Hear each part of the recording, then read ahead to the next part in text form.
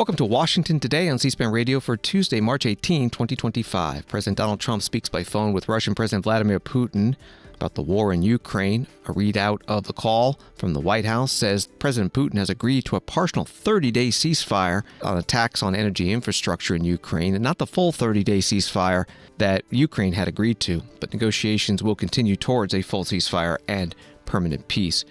President Trump says federal judge blocking the deportation of Venezuelan migrants who are alleged gang members is crooked and should be impeached.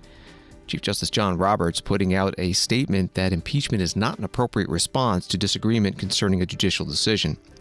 Senate Minority Leader Chuck Schumer says he is the best leader for the Senate Democrats as he faces backlash from some Democrats over his decision to support a Republican-drafted bill that avoided a government shutdown. Vice President J.D. Vance argues that tensions between the populist and what he calls technology-forward parts of the conservative movement can reach a mutual understanding on a common economic agenda. And Israeli Prime Minister Benjamin Netanyahu says he ordered overnight airstrikes against Hamas in Gaza because Hamas has refused to release the remaining hostages, and he says this is only the beginning, and any ceasefire negotiations from now on will take place under fire. Story from Politico, Russian President Vladimir Putin agreed to a partial 30-day ceasefire of attacks on energy infrastructure with Ukraine during a lengthy phone call Tuesday with President Donald Trump. The White House celebrated the news, but it fell short of the full 30-day pause that Ukraine had agreed to, which could complicate efforts to speed negotiations for a full end to the war. President Trump posting on Truth Social, "My phone conversation today with President Putin of Russia was a very good and productive one. We agreed to an immediate ceasefire on all energy and infrastructure with an understanding that we will be working quickly to have a complete ceasefire and ultimately an end to this very horrible war between Russia and Ukraine. This war would never have started if I were president. Many elements of a contract for peace were discussed, including the fact that thousands of soldiers are being killed, and both President Putin and President Zelensky would like to see it end. That process is now in full force and effect, and we will, hopefully, for the sake of humanity, get the job done." Ukrainian President Volodymyr Zelensky, who made an official visit to Finland today, later held an online news conference and said, "I think that Ukrainians understand what is happening. There's an air raid alert in Ukraine now, so this in principle, is the answer to what's happening. So the Russians, as far as I know, said that immediately during the call with President Trump, they ordered that their strikes on energy infrastructure using long-range weapons be stopped. But now there is an air alert, so it's not working so far." That was from President Zelensky. The White House putting out a statement also had this. The two leaders agreed that a future with an improved bilateral relationship between the United States and Russia has huge upside. This includes enormous economic deals and geopolitical stability when peace has been achieved. There was a statement from the Kremlin about the phone call that highlighted getting to the root causes of the war in Ukraine and making sure any ceasefire does not give Ukraine time to rearm. And the Kremlin statement also includes this line: Trump supported Putin's idea of organizing hockey matches in the U.S. and Russia between players from the NHL and KHL. From ABC News, the Supreme Court Chief Justice John Roberts pushed back against calls from President Donald Trump and some House Republicans to impeach a judge whose ruling conflicted with the Trump administration's deportation plans. Roberts issued a rare statement on Tuesday after Trump hurled insults at the federal judge who conducted a fact-finding hearing on Monday over whether the Trump administration knowingly violated a court order when it handed over more than 200 alleged gang members to El Salvadorian authorities over the weekend. In a post on his social media network on Tuesday morning, the president wrote, "This judge, like many of the crooked judges I am forced to appear before, should be impeached. We don't want vicious, violent, and demented criminals, many of them deranged murderers, in our country." Chief Justice John Roberts rebuked Trump's comments, saying in a statement, "For more than 2 centuries, it has been established that impeachment is not an appropriate response to disagreement concerning a judicial decision. The normal appellate review process exists for that purpose." That was from ABC News. Harrison Fields, the principal deputy White House press secretary, was interviewed by News Nation this morning. The judge said he clearly ordered the government to turn those planes around. I know White House officials are saying you didn't defy orders in part because the orders came down orally while the planes were already in the air. Would the president have stopped those flights if the orders came before takeoff? Well, good morning. And the president will always follow the law, but this judge was too slow. We played a little game of catch me if you can, and guess what? The judge wasn't able to catch us on this one. But why would a federal judge in the United States of America prevent the president of the United States from enacting his Article 2 powers to do what he did when it comes to getting rid of the worst immigrants in this country? We are talking about terrorists in our countries, men who are preying on young women, who have raped, killed, and assaulted young women and girls in this country. President Trump had a commitment to get rid of these crazy people out of this country and send them back home, and that's exactly what he did. To have a federal judge in any state in the United States to try to prohibit the president of the United States from doing that is just abhorrent. Did the president have any knowledge that those orders were looming and going to come down either before the flights or mid-flight, Harrison? Well, we've seen since day one, you have radical leftist judges that are always prepared to rule against this president. So, of course, there's a consideration of what laws could be coming down or what rulings could be coming down from a judge. But again, I will reiterate what Caroline Leavitt said at the podium yesterday. The judge's orders came after the flights were already in the air. And at that time, they're over international waters. And unfortunately, that judge lost. Harrison Field's principal deputy White House press secretary in a News Nation interview this morning referring to Caroline Leavitt, the press secretary at the White House. Congressman Jim Himes, Democrat from Connecticut, the Intelligence Committee ranking member, was on CNN Monday. Do you think America's on the brink of a constitutional crisis here?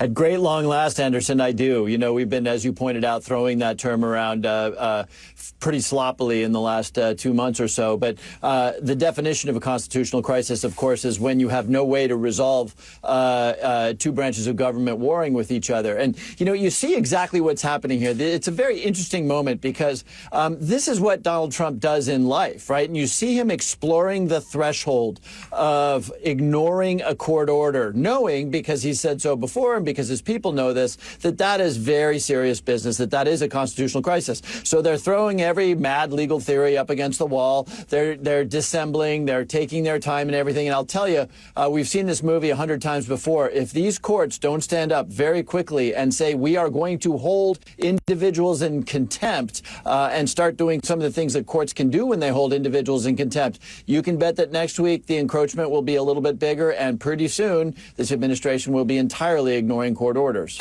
Also, I mean, we should point out, this judge isn't saying that those individuals should be immune from deportation, nor is he saying they should be free to roam the streets. They are obviously already in custody. The issue is the law that's being invoked to trigger the deportations. Why do you think the administration is choosing to go to the mat on this case? Well, that's a separate issue. That's the substance of the case. And, you know, we discover when somebody is willing to push the outer limits of the law, we discover that there are laws out there, this law that I presume almost no American had ever heard of, that the Secretary of State and the Secretary of State alone can decide that a non-U.S. citizen in the country is a danger to our foreign policy and deport them. You know, they are going to keep pushing these laws. In this case, of course, a law that goes back to shortly after the Revolutionary War, to get exactly what they want. But that doesn't, again, that's entirely separate from the question of whether we push back hard right now on this administration's initial penetrations into the world of defying a court order. Congressman Jim Himes, Democrat from Connecticut, Intelligence Committee ranking member on CNN on Monday. Congressman Brandon Gill, Republican of Texas, filed articles of impeachment against the judge in the deportation flights case, writing on X, Judge Boasberg directing deportation flights to turn around midair and return to the United States is tantamount to a circuit court judge directing troop movements abroad or directing the executive how to conduct foreign policy. It's illegal and unconstitutional. Time to impeach. CBS News reports that a federal judge on Tuesday found that Elon Musk and the White House's Department of Government Efficiency likely violated the Constitution when they unilaterally acted to shut down the U.S. Agency for International Development. From the national desk, President Donald Trump delivered a message to those who entered the U.S. illegally: leave now using the CPB Home app or be removed under tough enforcement. The White House posted a video on Tuesday featuring the president introducing the Department of Homeland Security's newest asylum phone app, CBP Home. People in our country illegally can self-deport the easy way or they can get deported the hard way, and that's not pleasant. The Biden administration exploited the CBP-1 app to allow more than 1 million aliens to illegally enter the United States. Now my administration is launching the CBP Home app to give people in our country illegally an easy way to leave now and self-deport voluntarily. If they do, they could potentially have the opportunity to return legally at some point in the future. But if they do not avail themselves of this opportunity, then they will be found, they will be deported, and they will never be admitted again to the United States, ever again. You're never coming in. Using the CBP Home app to leave the United States voluntarily is the safest option for illegal aliens and our law enforcement. It also saves the U.S. taxpayer dollars and valuable CBP and ICE resources. And all of those resources are necessary to focus on dangerous criminal aliens, and that's what we're focused on. The CBP Home app is now available free across all mobile app stores, and I encourage those who have violated our laws to use this option today. Do it right and come back into our country. Do it wrong and you'll never be back again. President Donald Trump in a video.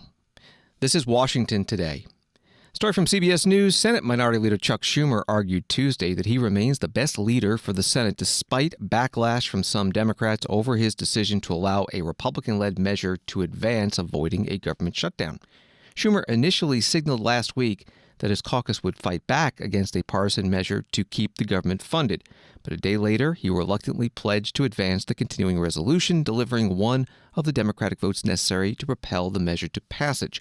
The move has prompted frustrations among some within his party and questions about his leadership, but Schumer has repeatedly defended his decision. That was from CBS News, and Senator Schumer, Democrat of New York, was interviewed on CBS Mornings this morning. He explained why he did not want a government shutdown.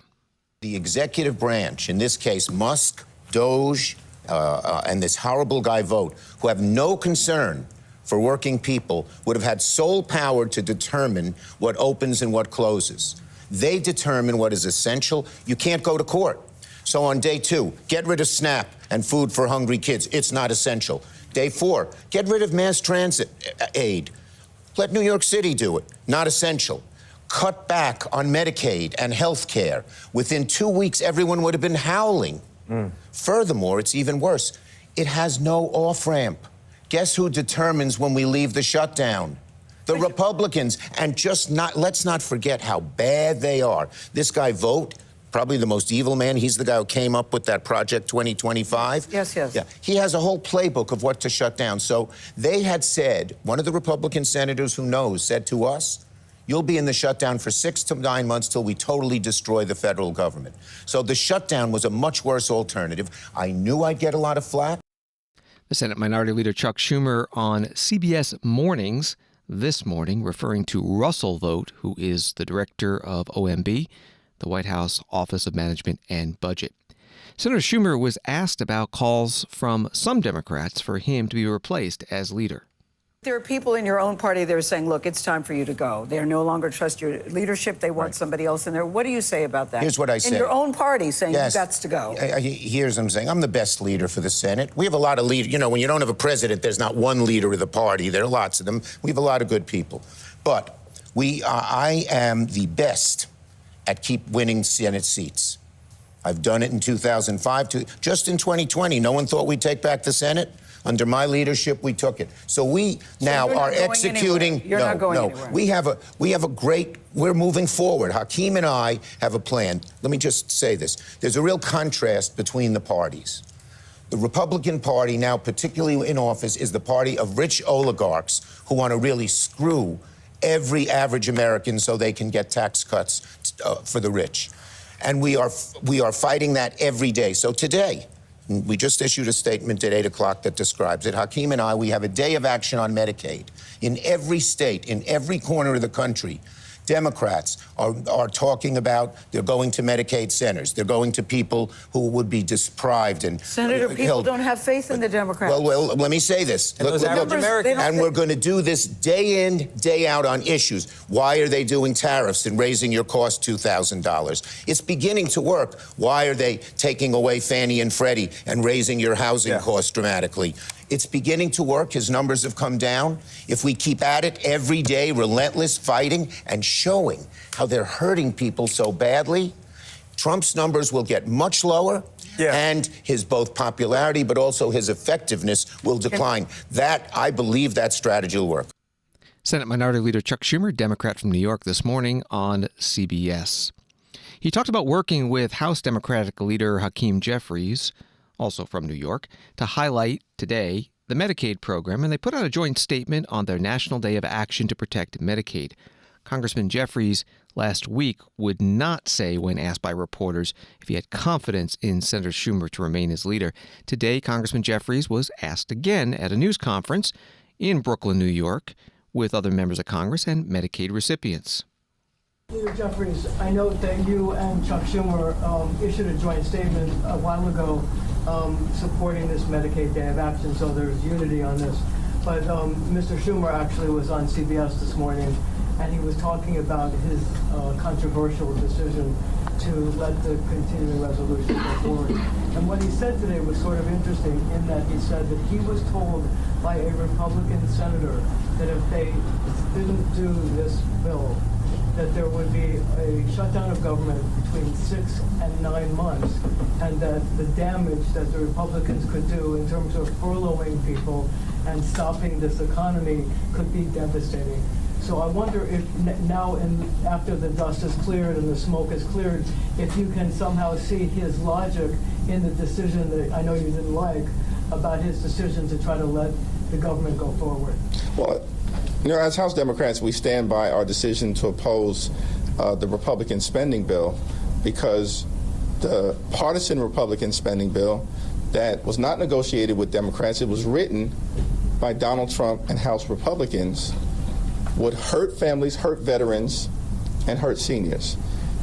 It would cut health care, cut veterans' benefits, and cut nutritional assistance from children and families all across America, including in the communities that Congresswoman Clark and I represent. So that was not an acceptable thing for us. Our view was that the choice was between voting down the partisan, reckless Republican spending bill and then forcing Republicans to explain why they were unwilling to accept a 4-week spending agreement that would simply allow Democrats and Republicans to try to arrive at a spending bill that would meet the needs of the American people. It was the Republicans' choice, in our view, to potentially shut down the government. And they would have to explain that to the American people. But if I could just follow up, if you could just tell us how you feel about Chuck Schumer's decision to do what he did and the fact that he continues to take incoming bullets day after day after day and it hasn't stopped. Is that right? Is it wrong? And do you support his leadership of the Senate? Yes. Yes, what? Yes, I do. Thanks. Congressman Hakeem Jeffries, the House Minority Leader, Democrat from New York, today at a news conference in his district in Brooklyn. Illinois Governor J.B. Pritzker, a Democrat and possible 2028 presidential candidate, was asked today about the federal government funding bill and Senator Schumer's decision to support it. Governor Pritzker was at the Center for American Progress think tank in Washington.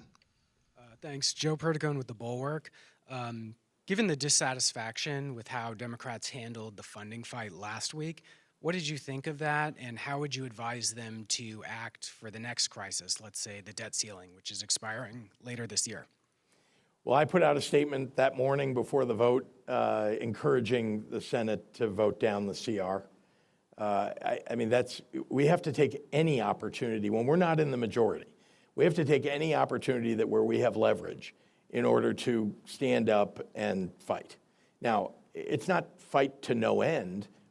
What do you use that fight for? It's to get compromise from this ridiculously, quiet Congress that goes along with whatever Donald Trump and Elon Musk are telling them.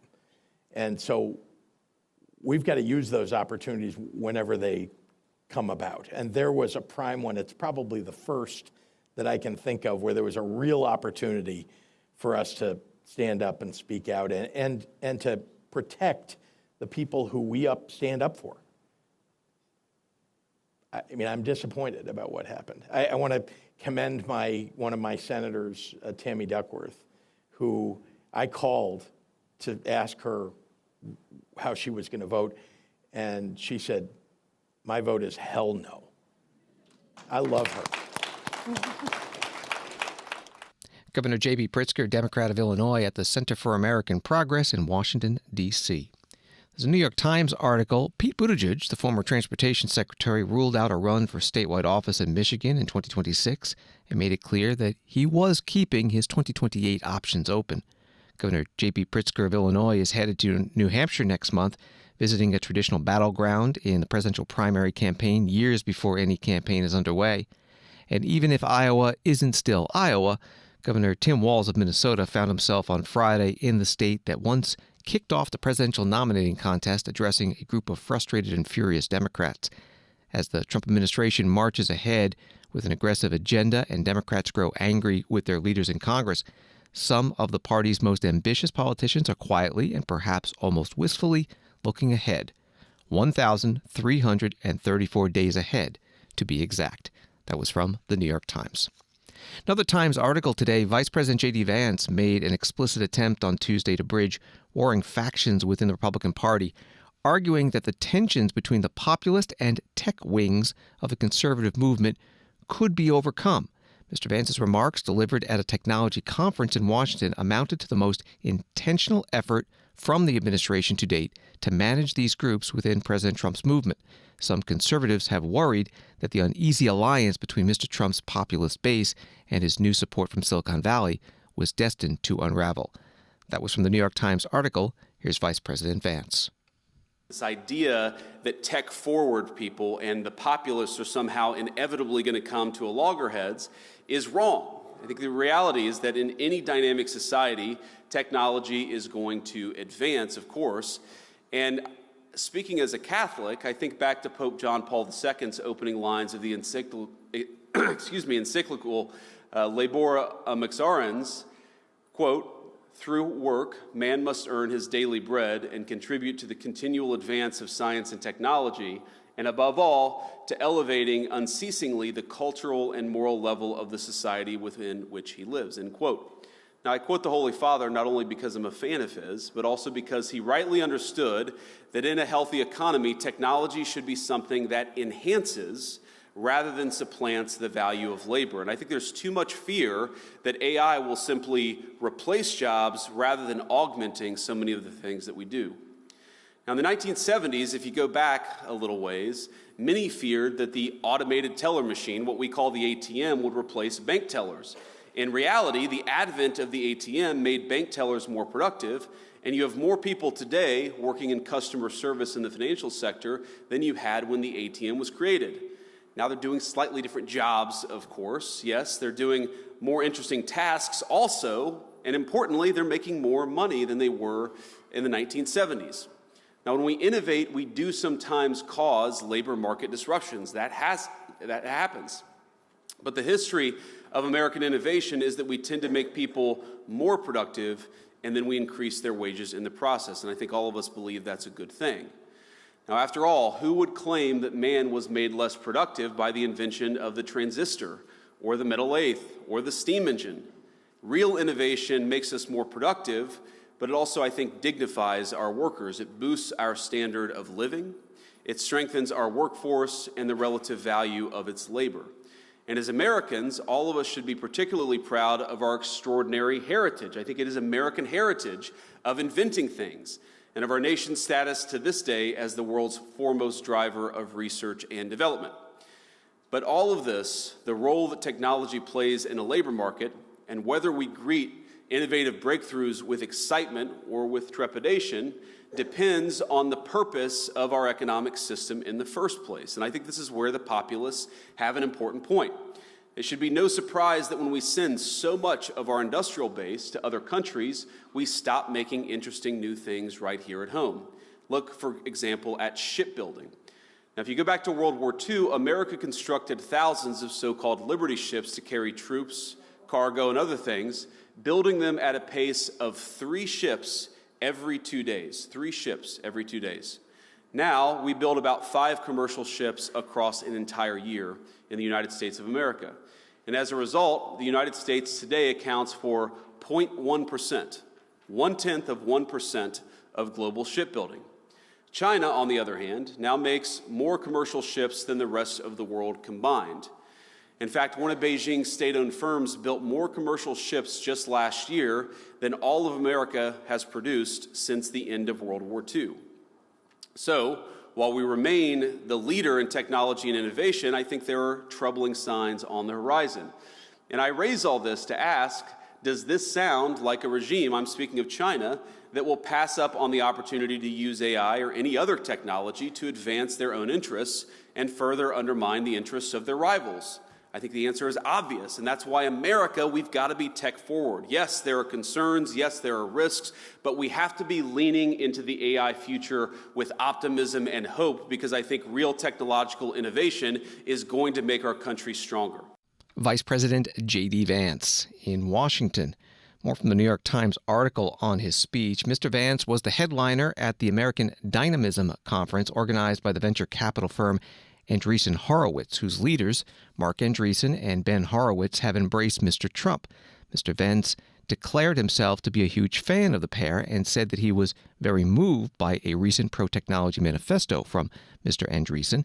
Mr. Andreessen, who has become the avatar of a movement that pushes for domestic technological development, has been deeply involved in the Trump administration, helping to evaluate hires during Mr. Trump's transition and advising Mr. Musk's so-called Department of Government Efficiency. That was from the New York Times article.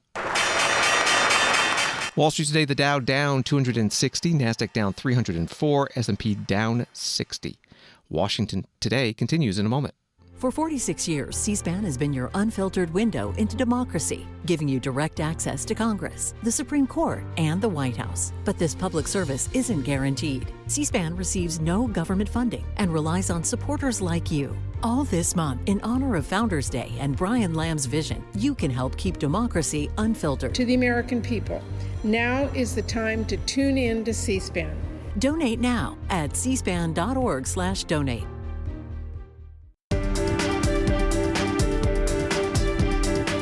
Welcome back to Washington Today, available as a podcast on the free C-SPAN Now mobile app and wherever you find your podcasts.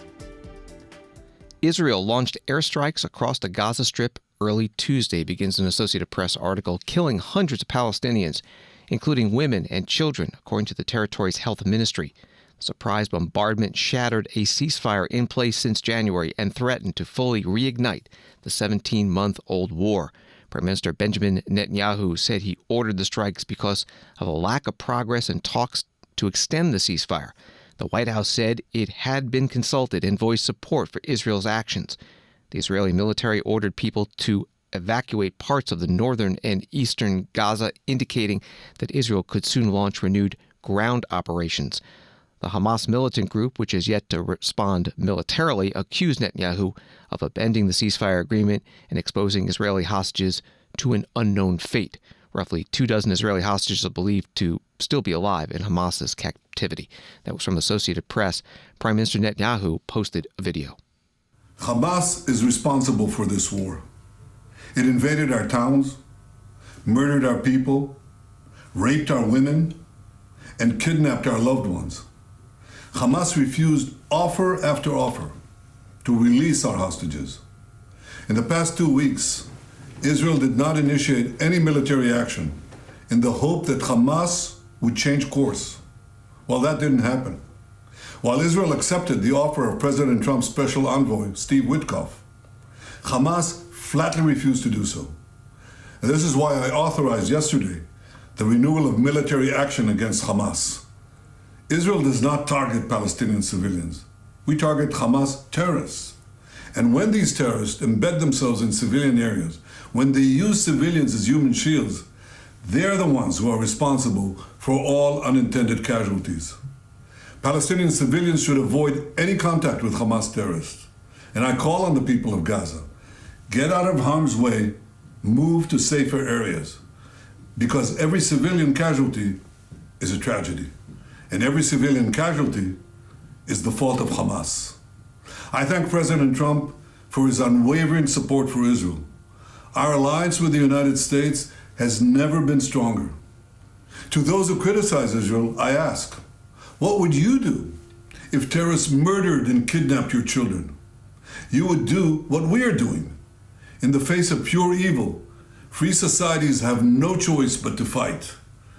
So I want to assure all our friends around the world, Israel will fight and Israel will win. We will bring our people home and we will destroy Hamas.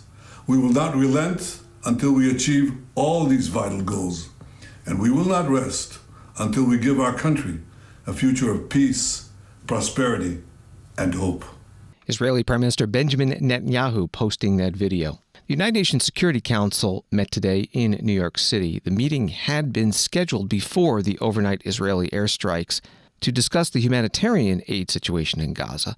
Tom Fletcher, Undersecretary General for Humanitarian Affairs and Emergency Relief Coordinator, told the council with the renewed fighting, aid has now completely stopped. Today, I'm distressed to report that in addition to the intense airstrikes that have resumed, since the 2nd of March, Israeli authorities have cut off the entry of all life-saving supplies, food, medicines, fuel, cooking gas, for 2.1 million people. Our repeated requests to collect aid sitting at Kerem Shalom crossing have been systematically rejected. Food is rotting and medicines are expiring. No further hostages have been released. Only medical evacuations and humanitarian staff rotations have continued. And even those came to a halt today. During the ceasefire, we surged support after more than a year of aid being placed on a drip feed. The suspension of aid and commercial materials is reversing that progress that we achieved during that brief period. Essential survival resources needed are now being rationed. Israel has cut power to southern Gaza's desalination plant, limiting access to clean water for 600,000 people. The price of staples have surged. Vegetable prices in North Gaza have tripled. 6 bakeries subsidized by the World Food Programme have closed due to shortages of cooking gas. The World Health Organization warns that public health risks remain very high, including for communicable diseases, from overcrowding and poor sanitation. This total blockade of life-saving aid, basic commodities and commercial goods will have a disastrous impact on the people of Gaza, who remain dependent on the steady flow of assistance into the Strip. Tom Fletcher, United Nations Undersecretary General for Humanitarian Affairs and Emergency Relief Coordinator, speaking remotely to today's UN Security Council meeting in New York. Dorothy Shea is the U.S. Interim Chargé d'Affaires to the UN, and in her statement, she put the blame on Hamas. The blame for the resumption of hostilities lies solely with Hamas. This brutal terrorist organization has steadfastly refused every proposal and deadline they've been presented over the past few weeks, including a bridge proposal to extend the ceasefire beyond Ramadan and Passover, to allow time to negotiate a framework for a permanent ceasefire. Hamas refused this offer, preferring still to hold hostages captive and hide amongst the people of Gaza, using them as human shields. It is the people of Gaza who will suffer further because of Hamas's disregard for human life. Madam President, in this context, I want to respond to the allegation of indiscriminate attacks by the IDF. The IDF is striking Hamas positions. It is well known that Hamas continues to use civilian infrastructure as launching pads, and the United States condemns this practice, as should others. President Trump has made clear that Hamas must release the hostages immediately or pay a high price, and we support Israel in its next steps. Hamas must release the hostages it abducted more than 17 months ago. Doing so would enable loved ones to be reunited and allow the return of remains for those killed while being held by Hamas. Unfortunately, Hamas has refused all attempts to find a way to extend the ceasefire. It has been weeks since Hamas has released any hostages. We must recognize Hamas's savagery for what it is. This terrorist organization committed the worst massacre of Jews since the Holocaust, raped and engaged in sexual violence toward Israeli hostages and other victims of the attack, released multiple hostages in a condition reminiscent of Holocaust survivors, and murdered and then paraded the coffins of the Bibas children through the streets. President Trump has been clear.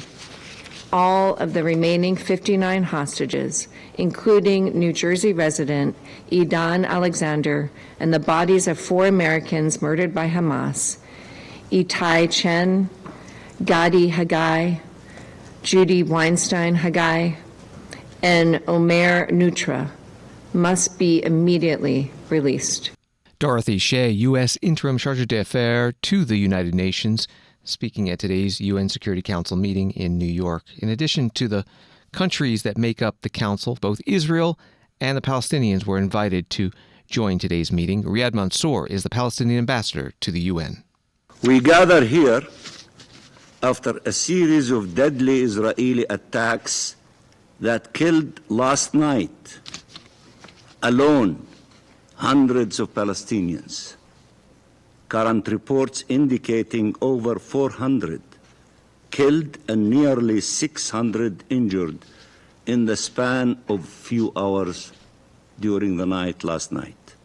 Reminiscent of the criminal bombardments our people endured for over 15 months. The same images are back to haunt us. Small children on Garnia's little siblings, injured and disoriented, trying to comfort and reassure each other. Entire families killed, children, mothers, fathers, searching for their loved ones under the rubble, not knowing if they are dead or alive. Bombardments, death, devastation, fire, and fear are yet again spreading throughout the Gaza Strip. And this is all happening during the Muslim holy month of Ramadan, 1 year after the councils chose this same period, given its significance, to call for the first time for a ceasefire to hold the genocide and stem unimaginable human suffering. In our tradition, nobody would fight during the month of Ramadan. This is from the beginning of time.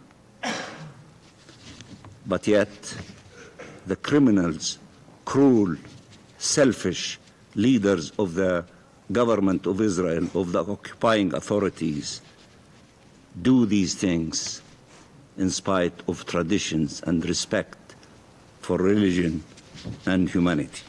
Riyad Mansour, the Palestinian ambassador to the United Nations at today's UN Security Council meeting in New York City. Reuters writes that Hamas, which still holds 59 of the 250 or so hostages Israel says the group seized in its October 7, 2023 attack, accused Israel of jeopardizing efforts by mediators to negotiate a permanent deal to end the fighting. But the group made no threat of retaliation. Israeli Prime Minister Benjamin Netanyahu said he ordered the strikes because Hamas had rejected proposals to secure a ceasefire extension. Netanyahu called on Gazans to get out of harm's way and move to safer areas, blaming every civilian casualty on Hamas. That was from Reuters. In the United States, it is National Agriculture Day, and the Secretary of Agriculture, Brooke Rollins, posted a video with some Republican state governors. Hi, everyone. This is Brooke Rollins, coming to you from the U.S. Department of Agriculture.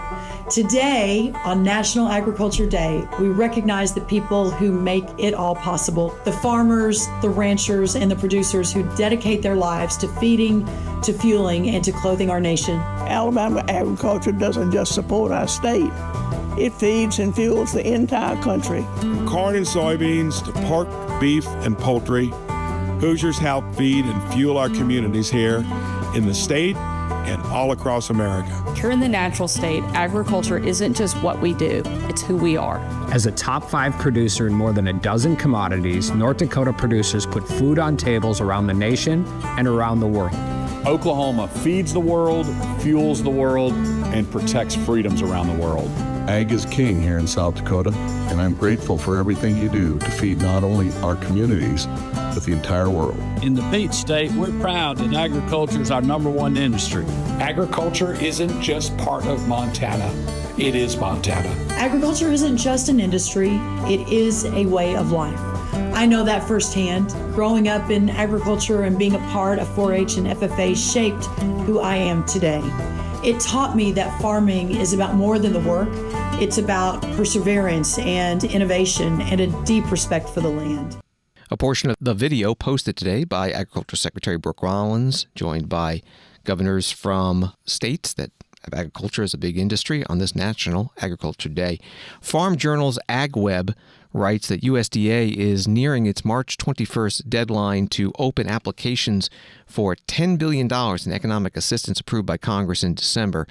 Brooke Rollins said her agency is on track to meet this deadline, with applications expected to be available shortly.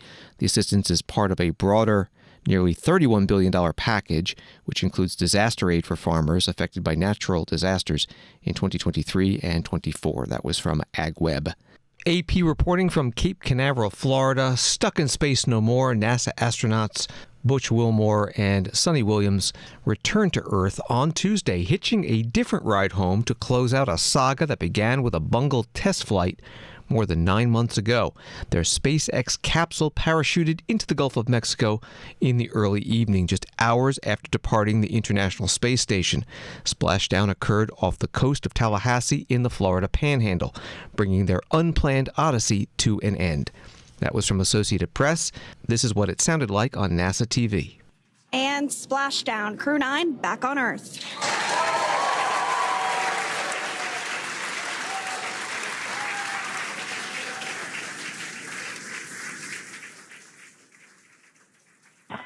And SpaceX Freedom, splashdown. Good main release. Copy, splashdown. We see main chutes cut. Nick, Alex, Butch, Sonny, on behalf of SpaceX, welcome home. It is an amazing, what a ride. I see a capsule full of grins ear to ear.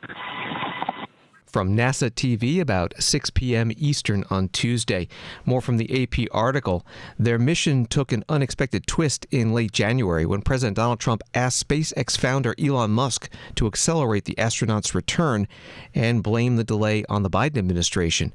The replacement crew's brand new SpaceX capsule still wasn't ready to fly, so SpaceX subbed it with a used one, hurrying things along by at least a few weeks. Even in the middle of the political storm, Wilmore and Williams continued to maintain an even keel at public appearances from orbit, casting no blame and insisting they supported NASA's decisions from the start. Reporting from Associated Press. Thanks for listening to Washington Today. Sign up for C-SPAN's evening newsletter Word for Word and get the stories making headlines in Washington sent to your inbox every day. Subscribe at cspan.org/connect. Have a good night.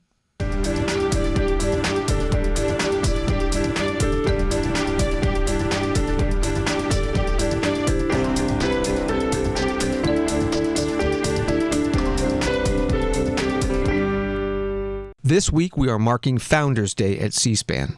For 46 years, C-SPAN has been your unfiltered window into American democracy. Public service access like this is never guaranteed. As we look ahead, one thing is clear. It takes all of us. If you enjoy this C-SPAN podcast, please consider helping to fund a new era of C-SPAN. Donate at c-span.org/donate.